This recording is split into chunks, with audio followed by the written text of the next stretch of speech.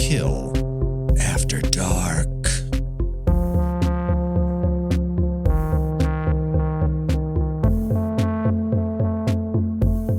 Well, greetings and salutations, Internet. It's your old pal, Patrick Hamilton, coming to you once again from the mean streets of New York City and their many rent-controlled apartments. This is the Kill by Kill After Dark podcast, where we talk about some erotic and unerotic thrillers in the hopes that if someone gets to have sex, we'll at least enjoy watching it. And of course, there's only one person I trust, that if I bring home a puppy and she's not around to appreciate it, I can just kick it out of the way. The one, the only, Gena Radcliffe. How are you doing today, Gena? Just yeet that puppy right out the window.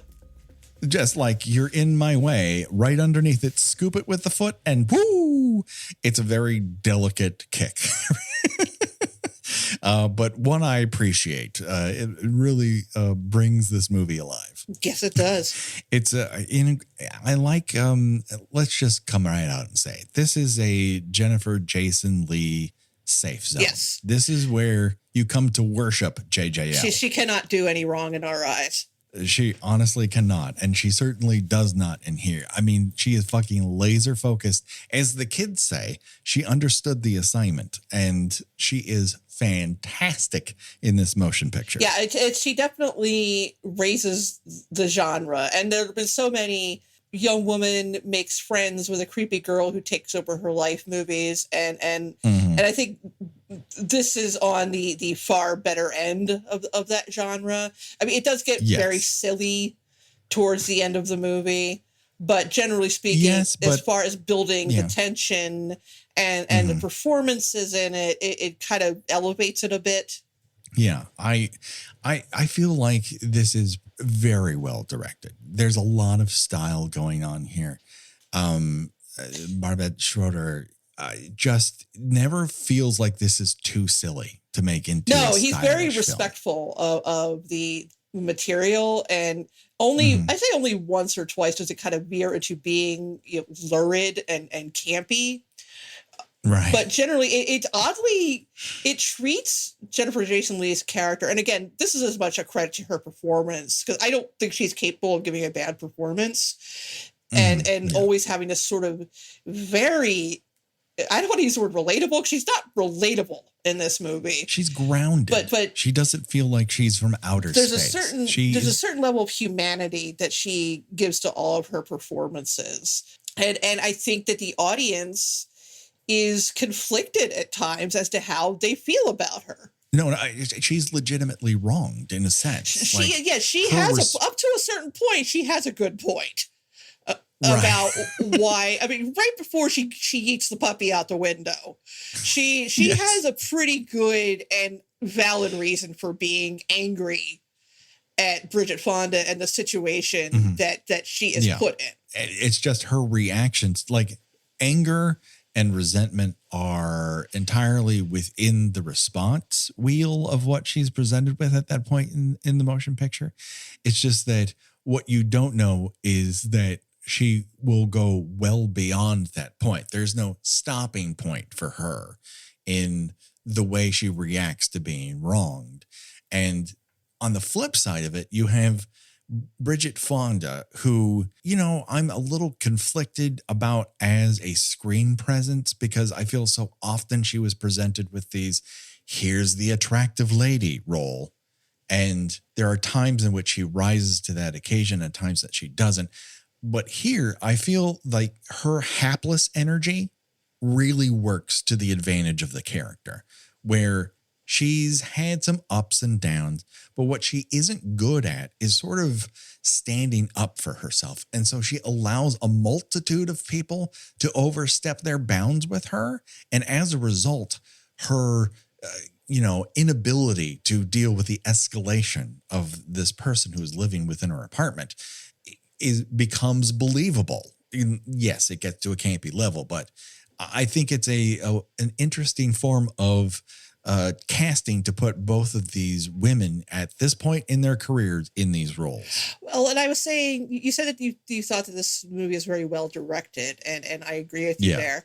And I think in the best way possible, and I said this to you when we were chatting before we started, is that this movie is just early 90s distilled to its most basic elements. I felt oddly soothed by watching this movie at times, because like the title card, the opening credit font was very early 90s.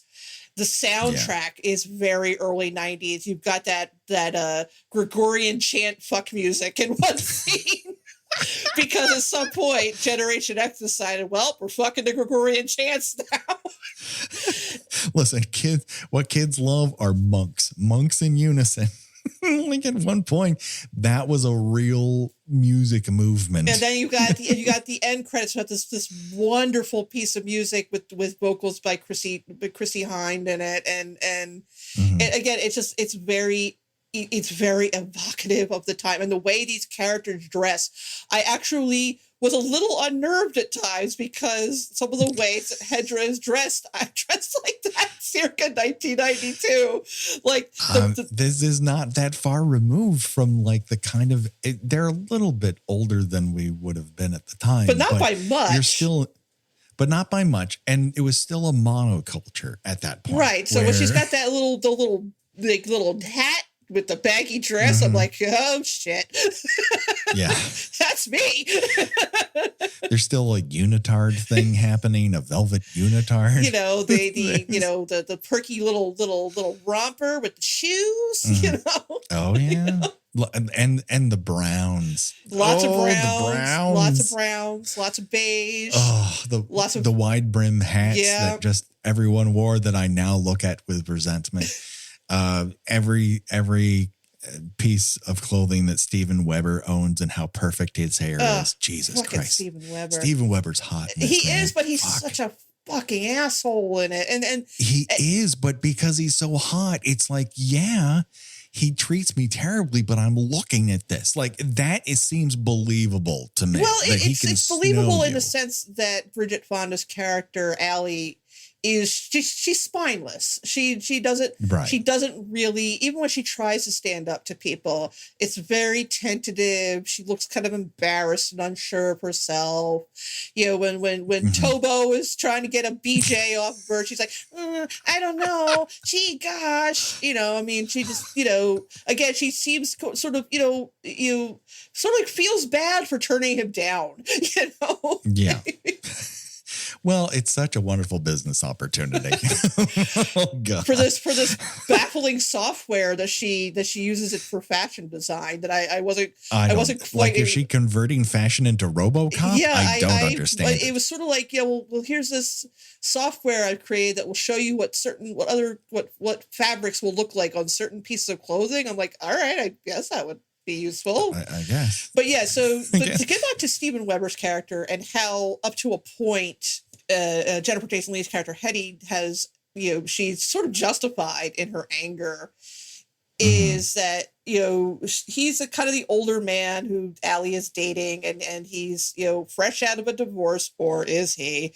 That is unclear, and he's still boning the ex-wife from time to time, and so Allie gathers up some gumption and breaks up with him, but he's still trying to get her back, and she bonds with her new roommate, Hetty, who's desperate for friendship and companionship. And then, after a fair amount of, please, baby, just give me one more chance, she does. And they're like, well, I guess we got to kick Hetty out. And she just moved in like a month ago. And specifically asked when she moved in, like, please don't tell me that this guy's coming back into your life, because I don't want to come in here, move in all this stuff. She just bought a whole bunch of new furniture. I know. Because Jesus Christ. This is where you're kind of like, yeah, she is justified to get pissed off. She's not justified to start murdering people, but we'll get there. Yeah, it's an interesting movie because it's, where they could have played this character Hetty as kind of I would compare it maybe to like Glenn Close in Fatal Attraction, which I imagine we'll get to that eventually. Although I have thoughts on that too.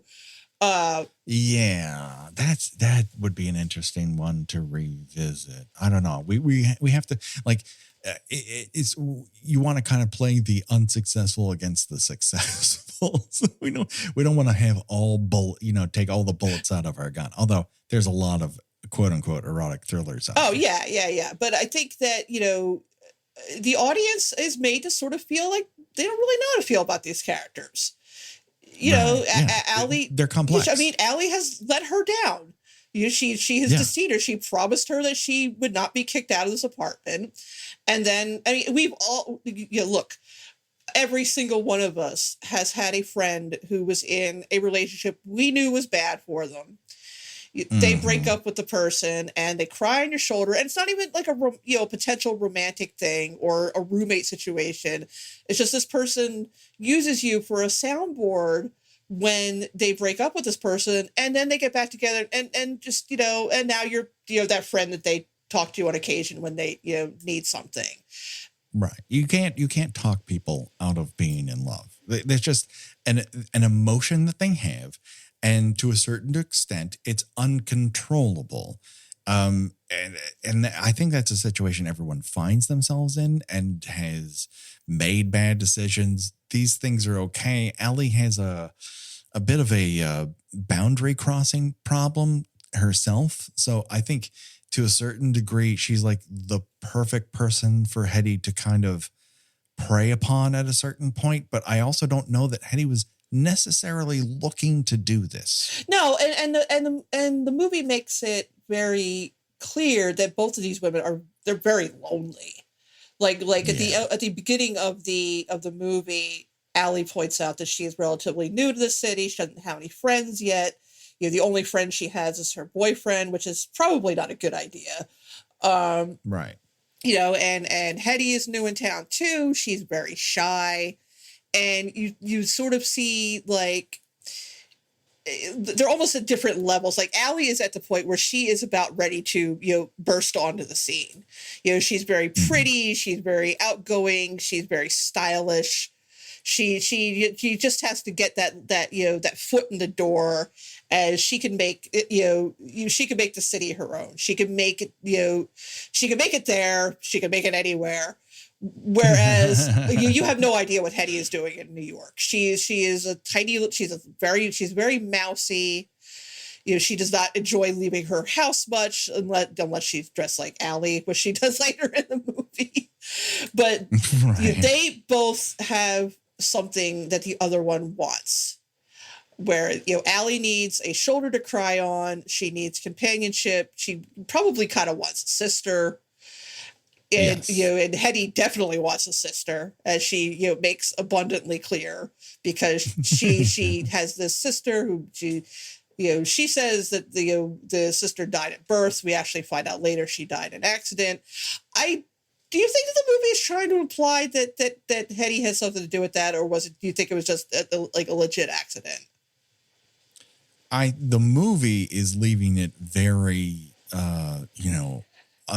it's leaving it up to the audience. It really wants that mystery around it. It's obviously alluding to that could be a possibility. Either is really an okay thing. Like how I don't know that Hetty, to my mind, is like some sort of evil twin. I think that is too cliche. I think that the sister's death was an accident, and basically Hetty's brain broke. Right. And that's completely understandable to a certain degree. Like she has this connection that can never be replaced. And then she feels like she's sort of made a connection to that degree. And in her mind, she escalates it to this crazy level where, like, if you can't make decisions for yourself, I will make them for you as you. And that is how she sort of proceeds throughout the rest of the motion picture. Well, it's also, it plays to different audience fears, which I thought, maybe this is how I saw it, where, some people are afraid that they will make a friend who turns out to be too needy, too clingy.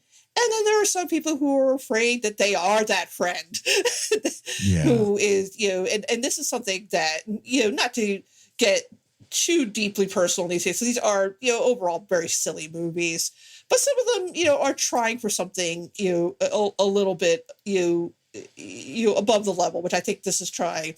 Is, I am the type of person who is so worried about appearing needy and clingy that I swing too far to the other direction and don't reach out to people. And then they think that I do not want to be friends with them. So, there have been friendships that have unfortunately have kind of, petered out because I didn't want to, quote unquote, impose myself on people. And so this is kind of, makes you worry. It's like, am I worried about having this kind of friend, or am I worried about being this kind of friend, or giving the impression that I am this kind of friend?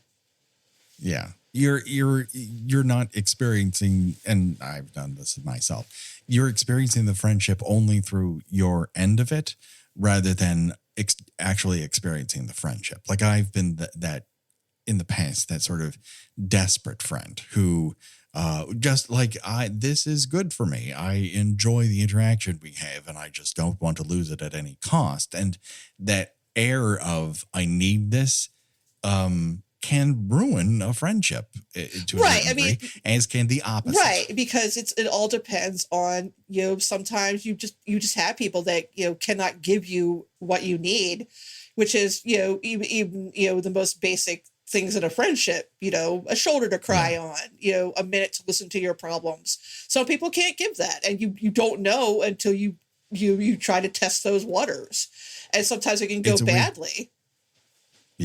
It's one of those things that actually takes a give and take to actually have a friendship, and you can find yourself in an experience where you're the giver, or the taker, and most friendships don't last under those conditions. They just become too stressful as a situation. There needs to be a back and forth when it comes to that sort of thing, and this is taking that idea and then writing it large in a genre way.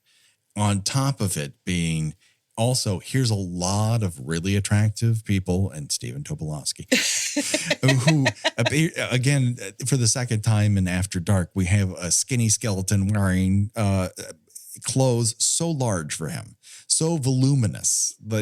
Like he's stolen costumes from the Nutty Professor. It's just wild. I mean, he clearly thinks he's sexy. He does, and maybe this is the sexiest he's ever been. It's quite possible. Certainly sexier here than he was in Mississippi Burning. Well, yes. So yeah. But yeah, before he became known as a comedy guy, like Stephen Tobolowsky was the guy you don't trust. Yeah, who's going to the kind of you vaguely to overtly skeevy guy. Yes. So he found a second act for himself. That's always nice. But then you also have, Allie's relationship with her gay upstairs neighbor, and to a degree, like she's overstepping that boundary all the time. She's always dumping all this stuff. You never hear him talking about his own problems with her. He's just sort of like this, smiling and nodding voice of reason for her. And he's kind of like, I haven't really had a lot of luck in love. And she blows it off like, oh, you'll be fine. It's kind of like, well, maybe listen to him. Like it's not just it's something to scoff off that he feels that he is lonely. He might not find a soulmate. He hasn't been finding the right guy to hang out with. And she really doesn't give that a lot of thought here. She just plays it off. And that's where you kind of go, Allie, wake up, honey. You've got to be able to, exercise some thought and care into your relationships. And she's just not there emotionally. And that's one of the things that Hetty totally takes advantage of. Right. And it's also, as far as the well directed aspect of the movie, it really, speaking from personal experience, New York City is very unkind to shy people and to people who are a bit hesitant to make new friends. And I think every single person in this movie is desperately lonely. And I think that comes across really well here. Like the only character, I mean, the only male character in the movie that's any kind of wear decent is Graham, her upstairs neighbor. But you never see any of these people with anybody else. It's right.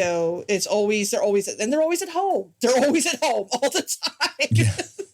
they're constantly, they're either at home or at their jobs. And I think that's one of the ways they were able to make such a low budget movie at the time. Like it's made for $16 million and it ends up making like $180 million. Yeah, this is a big deal. It was a big deal. This was a Did you know movie. There was a sequel some years ago?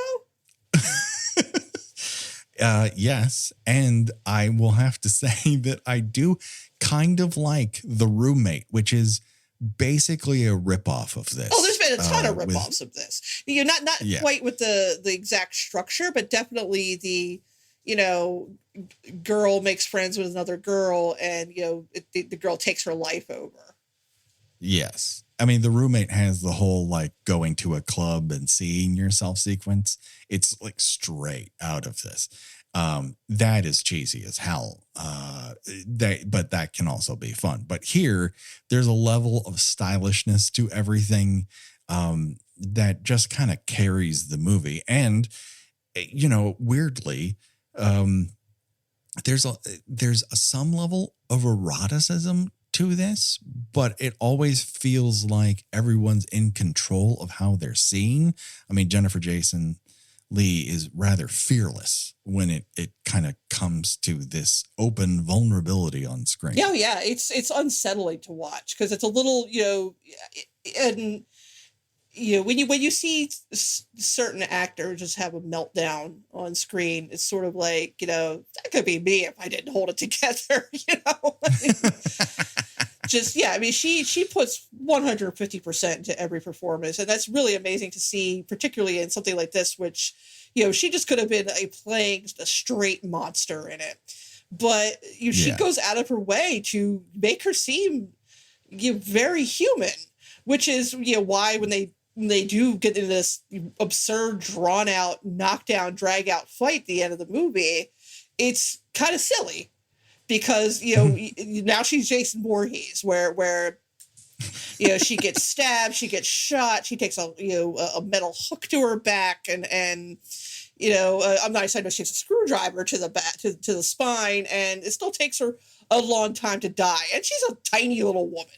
I mean, she could have picked her up and thrown her out a window or something. I mean, it should not have taken that much to kill her. And I feel like, by the end of the movie, they decide, oh wait, we have to make this into a slasher movie, which is the mistake they made. And I like Fatal Attraction a lot. I feel very different about it now than I did when I saw it as a teenager, but it really fucked itself with that ending. If they had kept the original ending, it would have just been so much more of a just really taking this genre and turning it on its head. Yeah, it gives a redemption arc to someone who doesn't deserve a redemption. Right, exactly. Sure. Whereas Allie is not nearly in the wrong as Michael Douglas ever gets. No, she's callow. She doesn't stand up to the right people. She has trouble for whatever reason. I don't know why they are in such a hurry to get married. And why it's imperative that he move back in with her. There's a lot of control issues happening on both sides between with Hetty and with her boyfriend, where there's no you have to decide if you want to keep living with Hetty or if you want to move in a new place with me. And it's like, well, why do I have to decide this? I have this rent controlled apartment, which is fucking amazing. I mean, the building's a dump to be sure, but the apartment itself, my God, heaven. I mean, I can't Yeah, even, it's I can't gigantic. even guess how much that would cost in today dollars. You wouldn't be, you know, able to afford it being a software designer and working at a bookstore. I think Hetty does. Is the bookstore that Hetty works at is the same bookstore that's featured in You? It might be. It really looks like it. I almost think like you took that on as iconography because it certainly looks that way. No, speaking of control, like the scene that I think everyone kind of remembers from the movies when Hetty impersonating Allie basically seduces Sam when he isn't aware of whom he is having sex with, because she is now has a haircut that gives the impression that she is Allie. And as a young person seeing it, I had one way of viewing that scene, and now the consent issues are so like it is a really complex scene that plays out in very weird ways. And then on top of it, Steven Weber ends up, spiked by a high heel. Kills him with a shoe. It's awesome. It's pretty great. It's fan-fucking-tastic. It's just one of the best kills in cinema history. Yeah, it's just like, what a creative weapon. And so meaningful to what's going on, because this is the pair of shoes that they share. Like, I feel like there's a lot of thought going on. Yeah. Here. Now, when we talked about Jade 2 weeks ago, there was zero thought going on. It just read like someone on a cocaine binge go, okay, and this happens, and then this one person gets run over by a car, and then they go on a big chase through San Francisco, and they just like, okay, well, I guess we'll make that movie. Whereas here, it feels like, no, they've decided what kind of movie this is. It's a warped sort of version of Vertigo. And then we're going to have this big drawn out third act battle in the basement where, Allie's most afraid of the basement. And, it works, man. It fucking works. Yeah. And I think the interesting thing is, up to a certain point, Hetty is doing this is because she thinks she is helping Allie. She thinks, and is probably correct, that this guy Sam is no good, not for Allie at least, and figures, well, if I have sex with him, he'll be down with that, and maybe he would have been. I mean, I think he was just more mad that she tricked him. But I think that she just gone ahead because he wants to be in control, right? And she took control. And I think that she just gone ahead and just hit on him. He would have been all right with it, But she did that to try to say, see, he's a dog. I told you. Yeah. And not just because she wants to stay in the hotel, but because she cares about her. Or stay in the hotel, not stay in the apartment. Jesus, hotel apartment. It Who looks can like tell a with that hotel. kind of My square God.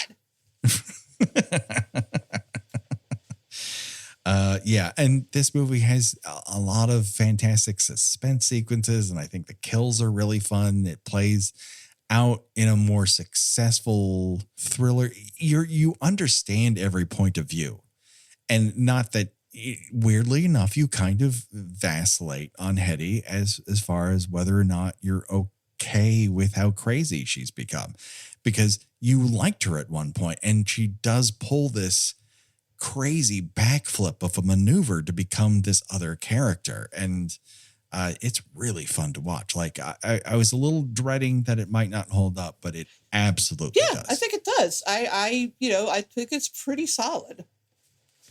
Yeah. So I think we've reached that stage where we decide we're going to choose our own sex venture.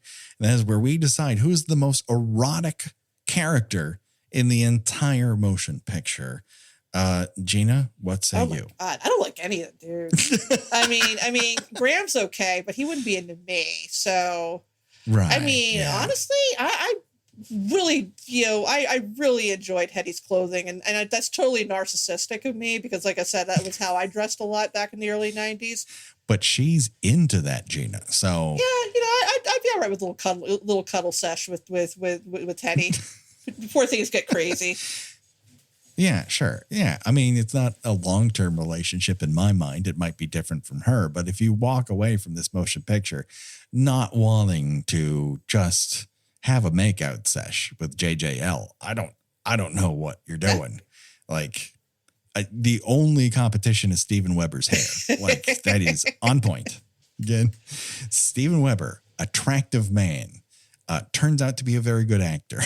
Who would have thunk it? Wings, everybody. The idea that this was his like cinematic revelation after Wings. He gets a BJ on screen. Yeah, good for him. A much more accurate BJ than we saw in Jade. Yes. So we're up on the BJ. I would say the sex scenes in this, while not as few and not nearly as graphic, are way better. Female masturbation on screen very rarely seems to happen. Male masturbation almost always viewed as comedy. Here, female masturbation is viewed as alluring, and you get this voyeur sort of feeling while watching it. And that just goes to show you have a director and performers on screen who have all decided what they want to do, and they make it come alive. It just, to me, this is an erotic thriller. Yeah. So where can people find you on these here internets, Gena? I write about movies and television at thespool.net, and I am on Twitter and Instagram under Gena Does Things. That's GENA Does Things. Do it today. People, check it out. You can find us on the Twitters, on all the social medias, the Facebook group. We'd love to have you be a part of the conversation. We have our Patreon, where you can help contribute to the show. If you're at the $5 level or higher, you're getting 2 shows a month. One show, which we're recording this much in advance, but we're going to have our listener's choice in the middle of the month. And at the end of November, we will have Halloween 2 commentary for you. So that's 2 shows. And of course, we have the t-shirt shop where we have lots of cool new t-shirts designs for you to peruse. Please buy some. But don't worry, folks. The body count will continue next week. It's not only Thanksgiving, it's Sawsgiving. That's right. The show we said we'd never do again was too popular last year to not do again. So we are bringing back Sawsgiving. We're going to watch a Saw movie without any context to it, not seeing anything in between the last Saw movie we saw, and seeing what we can see in the Saw, I guess. We're going to debase ourselves yet again for your pleasure. What part of Jigsaw's dong will we see this time? Who can say?